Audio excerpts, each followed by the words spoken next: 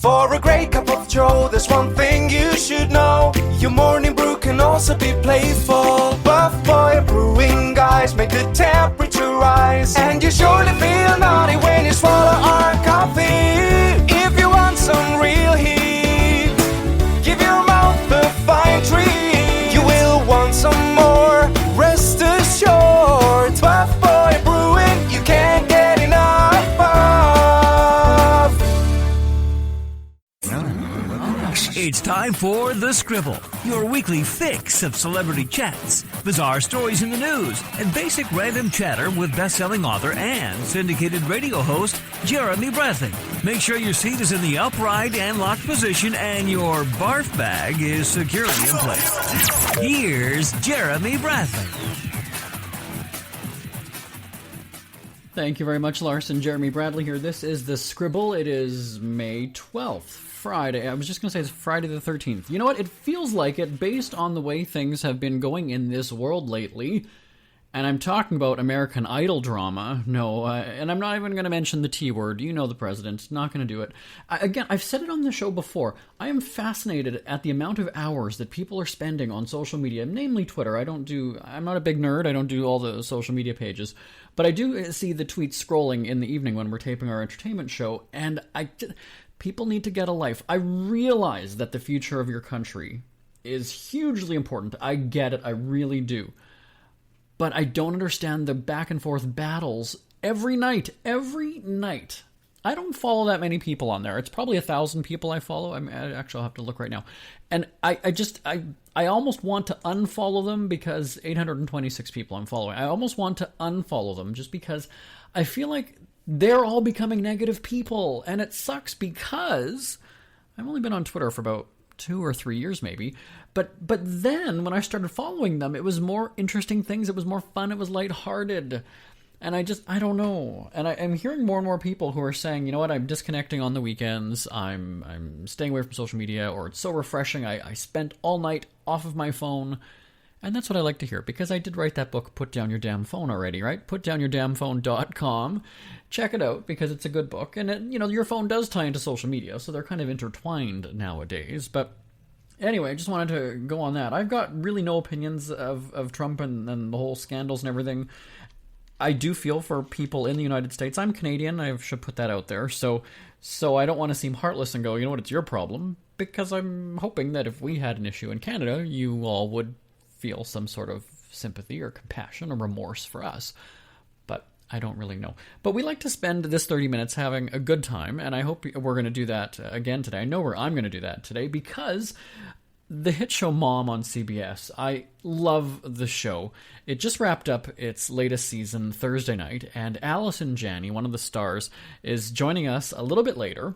And the last time she was on the radio with me was when she was starring on Broadway in 9 to 5. Now, she is on Broadway again, not in 9 to 5, and we're going to talk about that performance as well. So Allison Janney, you remember her from West Wing, a whole bunch of other shows and musicals and everything, commercials even.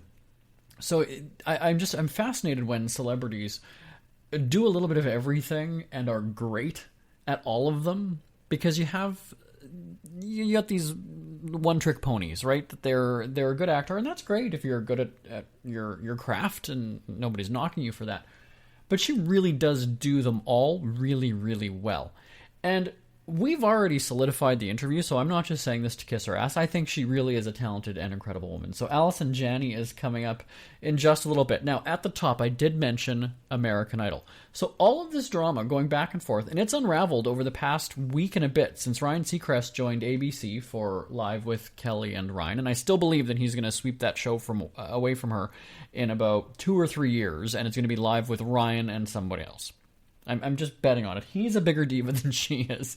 But American Idol is now apparently coming back to ABC. They've made the announcement. It was a bidding war between Fox and NBC apparently previously, and then Fox came back and tried to make an offer, and then late last week, Fox's offer didn't go through because ABC had sealed the deal. And so earlier in the week on Entertainment Wrap-Up, we were talking about Kelly Clarkson. She was reportedly clearing her schedule so that she could be a judge on American Idol. That's the show that made her famous. That is like, you're going back to your homestead is kind of what it is, right? And then all of a sudden, the next day we hear, oh, she's going to NBC and The Voice. She's going to the direct competition, because when Idol returns next March, it is going up against The Voice time slot. So that's fine and dandy. And you remember that Idol, one of the big reasons I felt the show was canceled was because it just sucked and nobody was watching it anymore. It was played out, it was done, it was however many years, 10 years, whatever it was. And people were sick of it. Big part of that, though, was the judges and their incredible salaries, right? You got J-Lo, you got all these people who just need to be paid so much money, and it just really didn't make sense because the judges were being paid far more than the artists or the winners of the show were getting in record sales, so it was completely nonsensical. Now, here's the interesting thing. The term isn't bite the hand that feeds you, but where is the loyalty? I would expect that if Kelly just loved American Idol and was appreciative that she got her start on that show, that she would not hold out for money and go, you know what, NBC gave me more money, that's where I'm going. It's so... I can't even figure out a way to describe it. I'm not a person who's motivated by money, which that's maybe why I have been a moderately successful business person, because I'm not sitting there going, I want to be rich, I want to have tons of money. And I wrote this in a book a while ago, that I want to look at $50 as a lot of money. No matter how rich, no matter how famous, no matter what happens in my life, I always want to hold a $50 bill and go, wow, this is a lot of money. And I still do that. And to me, it just seems, I don't know, there's no loyalty whatsoever. If you're in talks, you're excited to join Idol, and then all of a sudden, and I don't know what happened, maybe there was dealings back and forth, or maybe The Voice swept in and offered something at the last minute. I don't know. But at the same time, again, Idol was your bread and butter for a really long time, and that's what gave you your platform and your start. And now you're going to be competing against it. I would love to know your thoughts on this. Send me an email, live@jbonair.com, live@jbonair.com, because I don't know. I like Kelly. I think that she's great, but yeah, it's just weird. It'll be interesting to see how this plays out. Live@jbonair.com. We've got to take a break. Allison Janney when we come back. Isn't it crazy that you wait for payday, but before you know it, you're strapped for cash again? It's time to stop blowing your money and become a smart spender with the book, The Official Guide to Being an American Cheapskate at cheapskatebook.com. Learn simple ways to cut costs at home every day and during special times of the year. Don't go broke at Christmas. Don't remortgage the house for a fancy vacation. The book is filled with tips to save you money throughout the year. Check out the best-selling book, The Official Guide to Being an American Cheapskate at cheapskatebook.com or on Amazon and iTunes. Airfares go up and down more than planes themselves. Pricearazzi.travel has you covered when flight prices change on Expedia.com. If the prices drop, you'll be sure to know about it. There's already so much to remember when you travel, and you shouldn't have to worry about paying more than you needed to on your flights. Let Pricearazzi.travel keep an eye on that for you. Your biggest concern should be if you've packed enough money to buy all the trinkets you really don't need, or if your swimsuit shows off enough skin in all the right places, or that while you are away, the kids have enough food in the kennel and that the dogs get to school on time. Wait, flip those last two. Simply register your email address with Pricearazzi.travel and then book your flights on Expedia.com. Your itineraries are automatically sent to Pricearazzi, and you could do your happy dance if the flight becomes cheaper in 24 hours. Better yet, you could actually end up flying for free. And who doesn't love free, right? Find out how to save on your Expedia flights at Pricearazzi.travel. Avoid bank account turbulence and sign up now at Pricearazzi.travel. You love her on CBS's hit show Mom, and she has won every acting and singing award known to man. I did check this out. She had a separate room built into her mansion for all of them. And at 24 years old... Allison Janney... Lies, all of those. Lies. How am I doing so far, though? I love it. I wish that was true. I certainly have my fair share, and I'm grateful for them, but I don't have a separate room built on my mansion, which I don't have. But in a world of fake news, Allison Janney, it's acceptable to report that. I'm going to let you have that. Well, you know what? Congrats on another season of Mom. Things just wrapped up. How are you enjoying it? It looks like you have a blast on the show. I do, and especially coming back to the Broadway and doing the schedule, I mean, it is kicking my ass. It's really a hard schedule.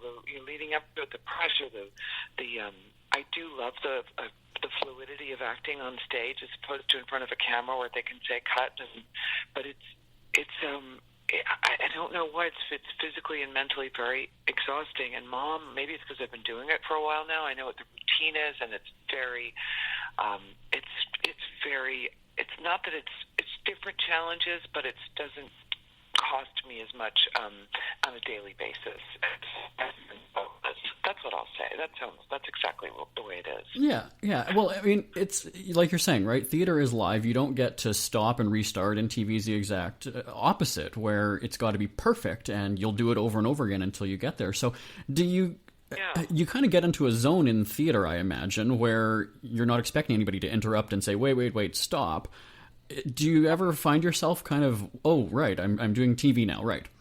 Yeah, I was just talking to some of my castmates last night, discussing how it's the thing in television and film is that you always have the director's eye on you and making adjustments. And once we opened in this play, the director hasn't been there, so I feel it's weird not to have we have the audience feedback, but audiences are very different night to night. And any show that I've done on Broadway, it's like you never get the same energy every night. It's weird, and then you tend to go, wait, did I do that moment? Am I bad? Am I stinking up the place? I thought I had that moment, or what? You tend to doubt yourself because of the audience response, and sometimes it's just a quieter audience, and you don't have a director out there every night to say, no, you guys were great, it was fantastic.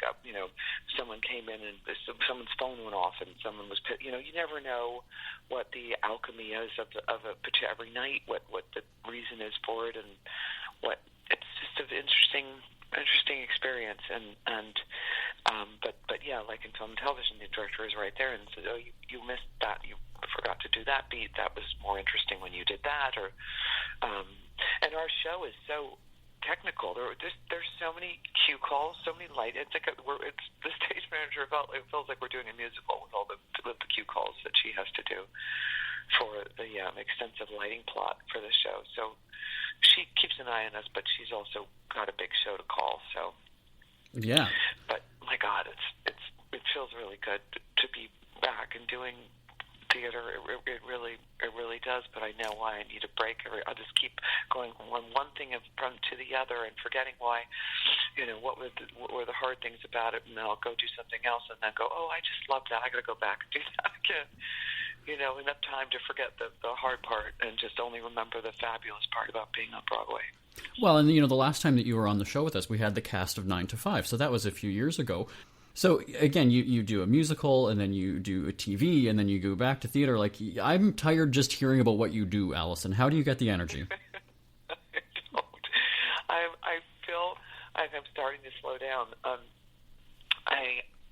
Well, first of all, they're all not, back to back. Mom was with 6 Degrees. That was a little tricky because I was doing those two things, and my friend Stephen Rogers wrote this movie called I, Tanya, about Tanya Harding and that whole incident with Nancy Kerrigan. That's going to be fantastic. So I did have, this year has been kind of extraordinarily busy for me, and I'm wondering, I didn't choose all those things to happen at the same time, and they just happened to happen at the same time, and I needed and wanted to do every one of them. And that was a little difficult, but John Hickey, who's been a friend of mine for a long time, we committed to starting to learn the lines way back in October, and we didn't start rehearsals until mid-February. So we started working, and then I just had to just jump in and do a little. I made Hickey do the mom episode with me. I don't know if you saw one. I think it was the one before this one where he's a veterinarian, and so I made him come and do a mom episode while we were rehearsing, so he could get a taste of what I was having to do every day, go from one thing to the other.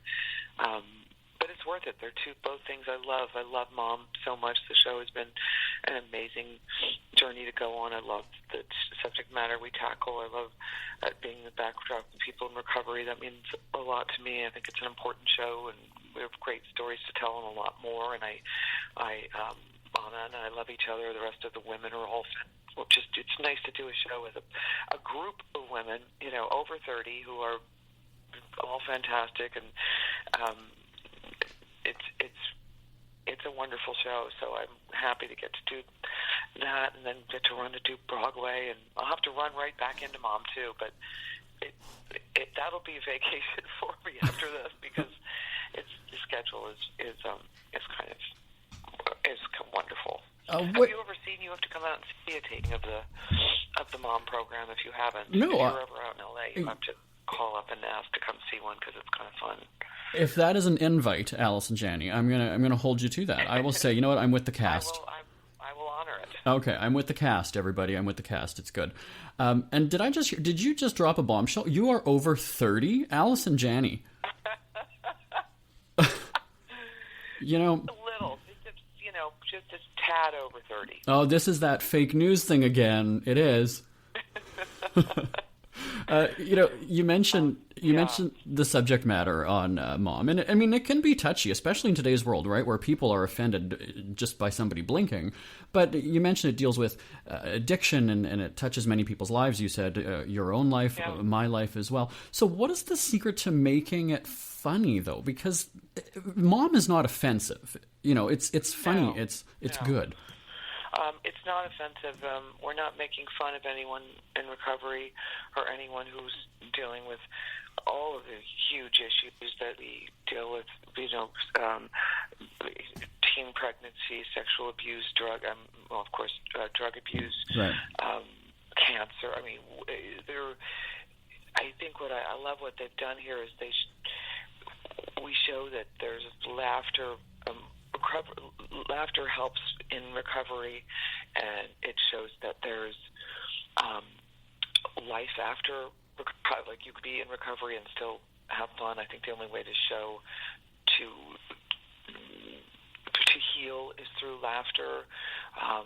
If you don't have a sense of humor and you can't laugh at yourself, then it makes these issues and bumps that come along the road so much harder to handle and survive. And these writers are really smart and know how to do that. I would not know how to do it, and I'm so grateful they do, because I love delivering a funny moment. I mean, I always remember when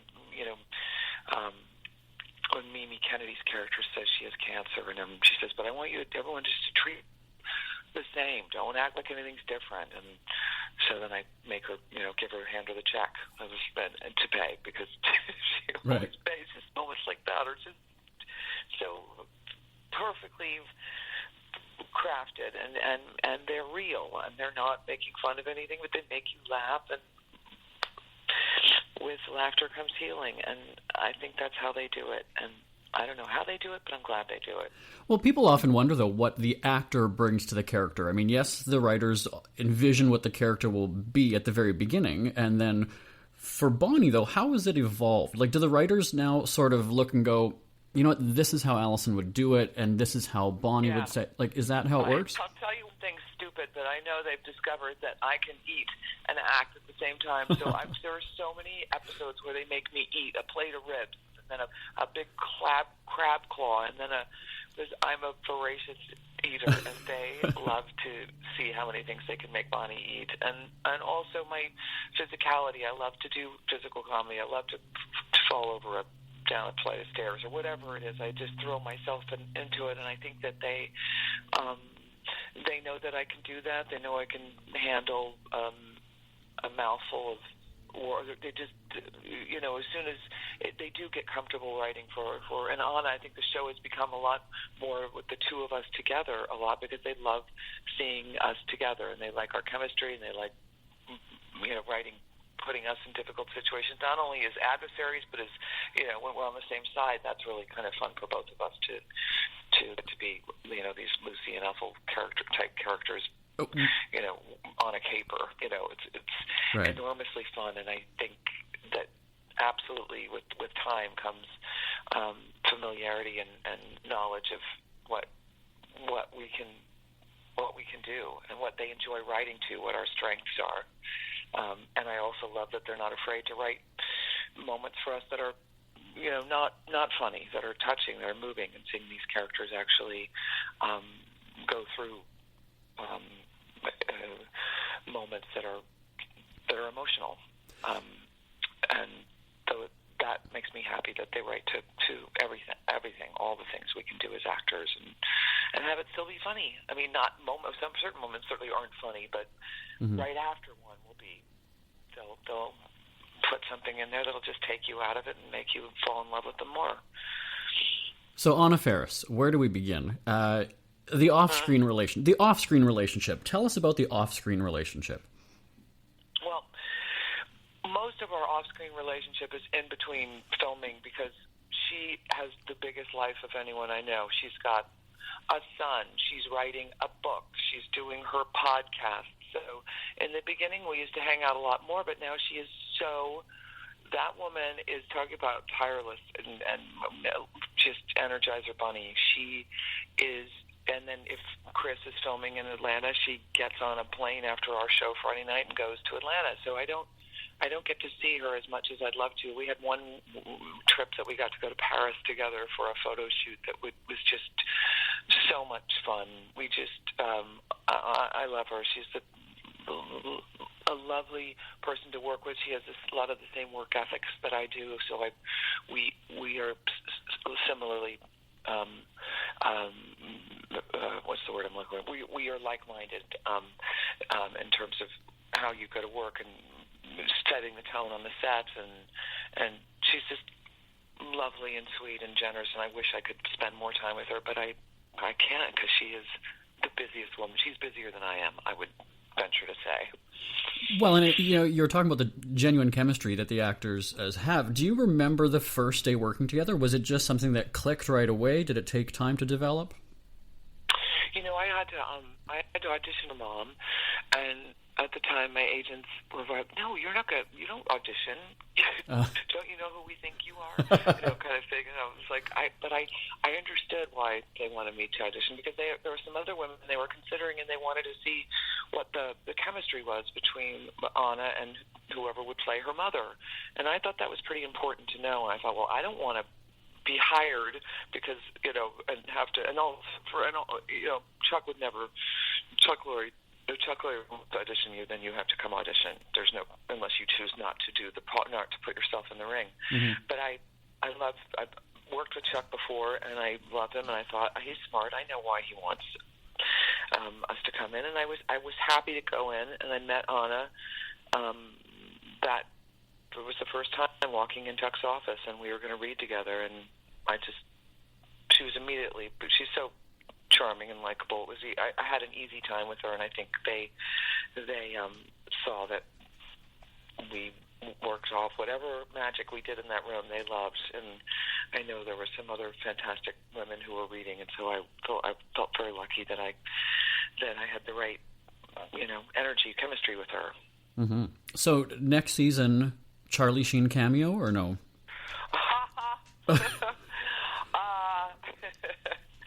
No. All right. Didn't think so. As much as I'm not going to. I did an episode of 2.5 Men, yeah. And Charlie was one of the nicest people to me on that set. So I definitely know that was all. Unfortunately, drugs change your mind in a terrible way. So yeah. But definitely great actor. Great actor, though. But I liked him. I liked him so much, and I hope that he's doing better now. But I can guarantee you he will not be doing a cameo.